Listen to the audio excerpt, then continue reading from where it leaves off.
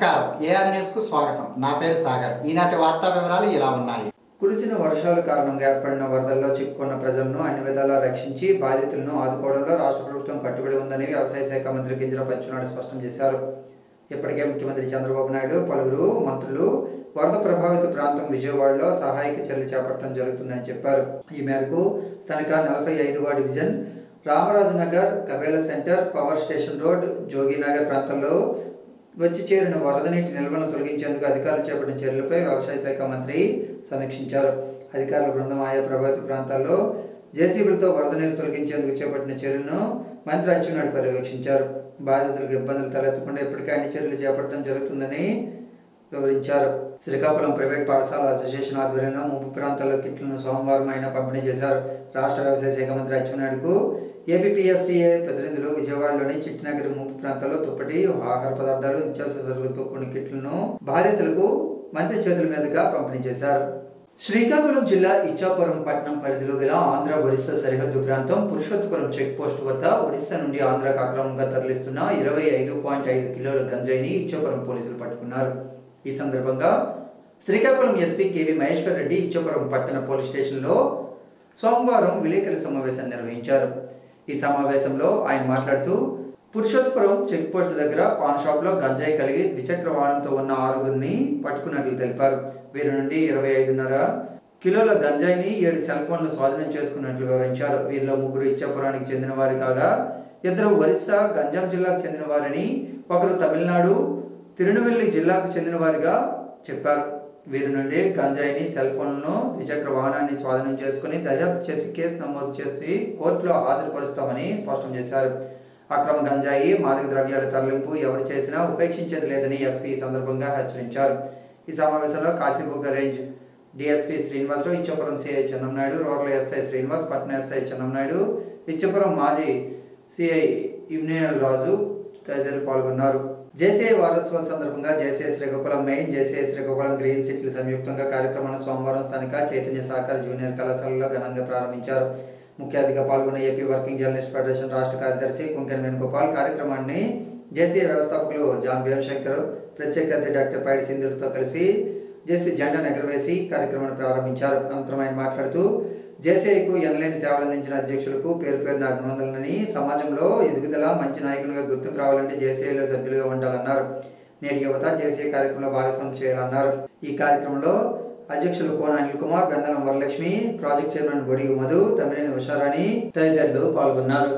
Srikakulam rural మండలంలోని కుందువానిపేట గ్రామస్తులకు Lions club Srikakulam central అండగా ఉంటుందని, బాధితులకు తమ సహాయ సహకారాలు అందిస్తామని క్లబ్ అధ్యక్షులు డాక్టర్ బొడ్డపల్లి సురేష్ అన్నారు.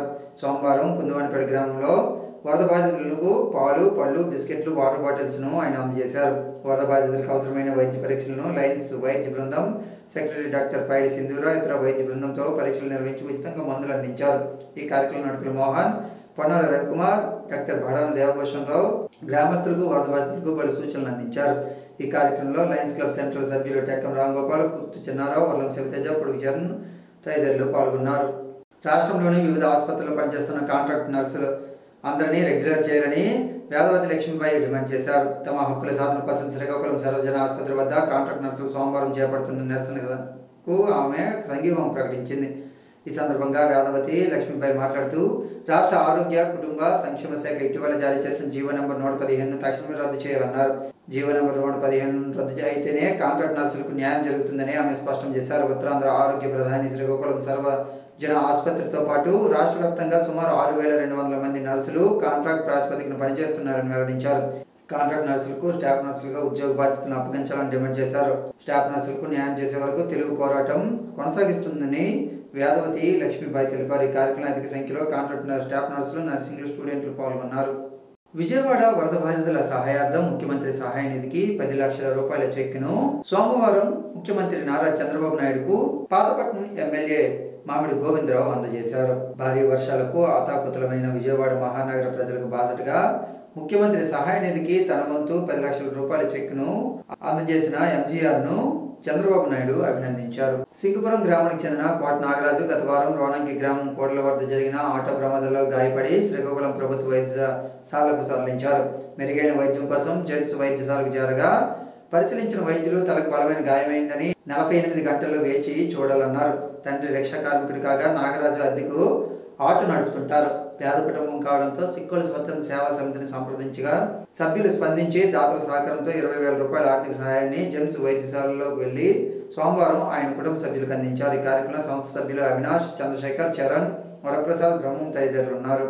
శ్రీకాకుళం నగరంలోని పిఎస్ఎన్ఎంఎస్ హై స్కూల్లో సింగూరు జోష్న గత మార్చి 2024లో జరిగిన 10వ తరగతి పరీక్షల్లో 567 మార్కులు సాధించి పాఠశాల టాపర్గా నిలిచినందుకు గాను బొర్తి ఈశ్వర్ ట్రస్ట్ వ్యవస్థాపకులు ఉషావాల పవన్ కుమార్ దంపతులు 10,000 రూపాయల నగదు ప్రోత్సాహాన్ని అందజేశారు. నగదు ప్రోత్సాహ కార్యక్రమంలో పాఠశాల ప్రధానోపాధ్యాయులు బలివాడ భాస్కర్ ఆధ్వర్యంలో పాఠశాలలో సోమవారం జరిగింది. ఈ కార్యక్రమానికి ముఖ్య అతిథిగా ఉత్తరాంధ్ర ఉపాధ్యాయ శాసన మండలి సభ్యులు పాకలపట్టి రఘువర్మ చేతుల మీదుగా 10,000 రూపాయలను జోష్నాకు అందజేశారు. ఈ కార్యక్రమంలో విశ్రాంత జిల్లా విద్యాశాఖ అధికారి బలివాడ మల్లేశ్వరరావు, పాఠశాల ప్రధానోపాధ్యాయులు బలివాడ భాస్కర్రావు, ట్రస్ట్ సమన్వయకర్త భోన అప్పలనాయుడు, ఉపాధ్యాయులు శంకర్రావు, నారాయణరావు, సదాశివుని శంకర్రావు, పైడి భాగ్యలక్ష్మి, అనిపి వెంకటరమణ, కె చంద్రకళ, రాజేష్, ప్రియ తదితరులు ఉన్నారు. గత నెల 21న అచ్యుతాపురం సెజ్లో జరిగిన అగ్ని ప్రమాదంలో 17 కుటుంబాల్లో అంతులేని ఆవేదన మిగిల్చిందని మాజీ స్పీకర్ తమ్మినేని సీతారాం అన్నారు. ఆ ప్రమాదంలో మృతి చెందిన ఆంధ్రప్రదేశ్ మండలం మంజంగి గ్రామానికి చెందిన పైడి రాజశేఖర్ కుటుంబాన్ని మరోమారు సోమవారం తమ్మినేని పరామర్శించారు. తమ పార్టీ అధినేత మాజీ సీఎం వైఎస్ జగన్మోహన్ రెడ్డి మృతి చెందిన బాధిత కుటుంబాలకు ఆపన్నాస్తం అందించేందుకు ముందుకు వచ్చారన్నారు. మృతి చెందిన వాళ్ళకి 5 లక్షలు, ప్రమాదం బారిన పడిన వారికి 1,00,000 రూపాయల చొప్పున ఆర్థిక సాయం ప్రకటించారన్నారు.